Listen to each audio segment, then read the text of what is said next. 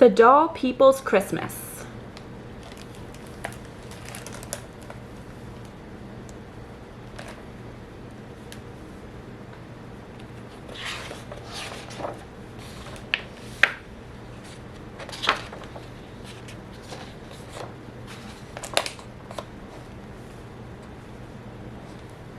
In an old Victorian dollhouse in the corner of Kate Palmer's room lived Annabelle Doll and her old Victorian family: Mama, Papa, Uncle Doll, Auntie Sarah, Bobby, Baby Betsy, and Nanny, who was the nanny to the 3 doll children. Annabelle was fragile and timid, and very relieved that Kate kept her room and the doll's house tidy and orderly. Annabelle liked her bed just so, and her house just so, and her life just so.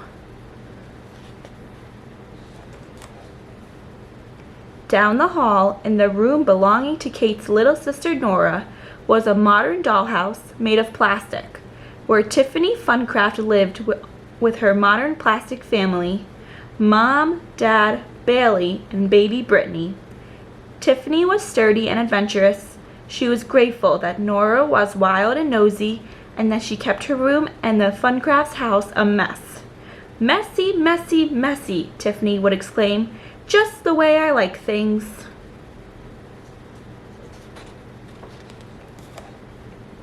Annabelle and Tiffany were different, and they were best friends.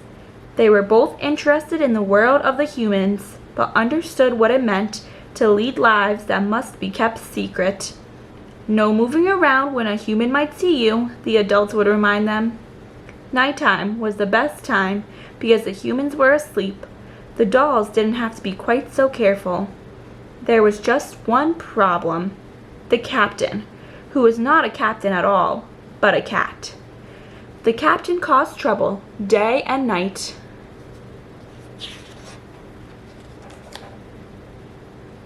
Every year, Annabelle looked forward to Christmas. This year, the Funcrafts, who were new dolls, would celebrate the holiday for the very first time. "I'm going to show Tiffany the perfect Christmas," Annabelle said to Auntie Sarah. Annabelle was so very old that she had celebrated more than 100 Christmases in the doll's house, so she knew what made Christmas perfect: singing carols with her family, admiring the presents, watching Kate decorate the rooms just so, and waiting to see the final ornament, the angel, on the top of the tree. December 15th was decorating day. Down from the Palmer's attic came the box of decoration for Annabelle's house: the wreath for the door, the wrapped packages, the cards and candies and gingerbread cookies. Kate unwrapped each item and set it in its familiar spot. "I wish Tiffany could see this," Annabelle whispered. Mama Doll gave her a stern look, and Annabelle closed her mouth. At last, Kate unwrapped the tree. Time for tinsel, Annabelle thought. Time for lights. Time for my favorite ornament of all. Kate unwrapped the angel. It wasn't her fault that she dropped it. It was just one of those things that happens. Annabelle cried silently. Kate cried loudly. "Don't worry," Grandma Catherine said. "Your mother is out shopping right now. She can buy another angel." "It won't be the same," thought Annabelle. "It won't be the same," said Kate. It was even worse than Annabelle had imagined. "I'm sorry," said Kate's mother when she came home. "They were out of angels." "But there's nothing for the top of the tree," thought Annabelle. "But there's nothing for the top of the tree," wailed Kate. That was when Annabelle knew Christmas was ruined. That night, Annabelle glared at the tree. "It isn't right," she exclaimed to Tiffany. "We're supposed to have an angel on the tree." "Why?" "Because we always do." "Annabelle," said Mama gently, "sometimes things change." But Annabelle didn't want anything about her perfect Christmas to change. On December 24th, something unexpected happened. "Time for a Christmas Eve visit," said Nora. She snuck into Kate's room with the fun crafts and 8 plastic cows. A Christmas Eve visit? Perfect, thought Annabelle. But not one thing about the visit was perfect.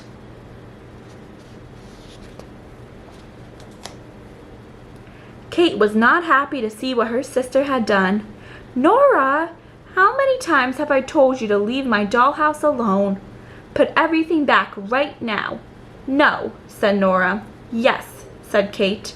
She gathered up the cows. "Wait," said Nora. "I have an idea." She began to whisper to her sister. The next thing Annabelle knew, she was clasped in Kate's hand. Annabelle peered through Kate's fingers. She had never left her house at Christmas time before. Lights everywhere, decorations everywhere. The Palmer's house sparkled and twinkled. Annabelle's heart beat faster. The dolls were on a Christmas adventure. Annabelle felt herself being placed gently on the floor. "We'll be right back, dollies," called Kate. Annabelle slid her eyes to the left and right. She saw a gingerbread house. She saw cards and cookies and candies. She saw an impossibly tall tree with an angel, a proper angel, on top. "They have an angel!" Annabelle whispered crossly to Tiffany. "A perfect, not messed up Christmas tree with an angel on top."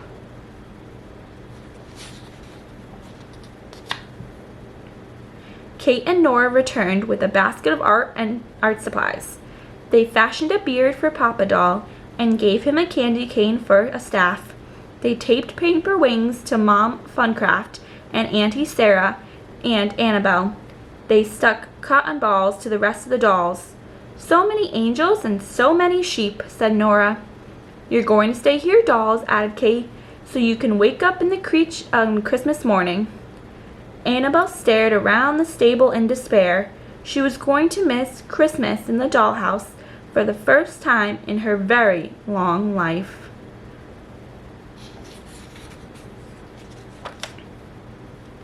Darkness fell.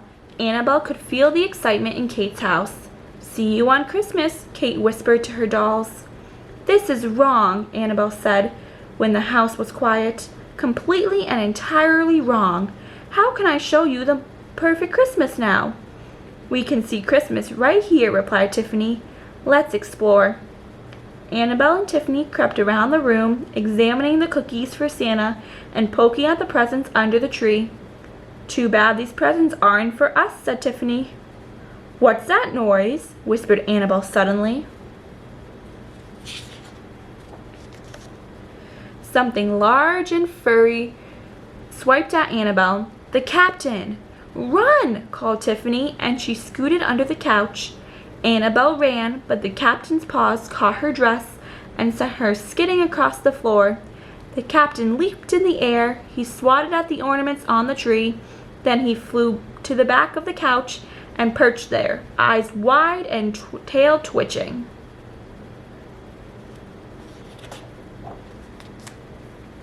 Annabelle, leaning against a present under the tree, watched the captain and dared not to move.